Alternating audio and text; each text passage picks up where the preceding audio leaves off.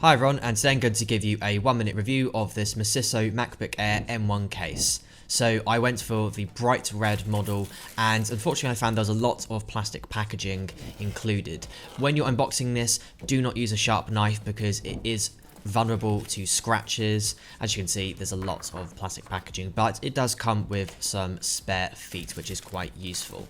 So I bought this for just under £15 on Amazon UK, and I think that's actually really good value considering Apple sell their official MacBook Air M1 case for £39.95.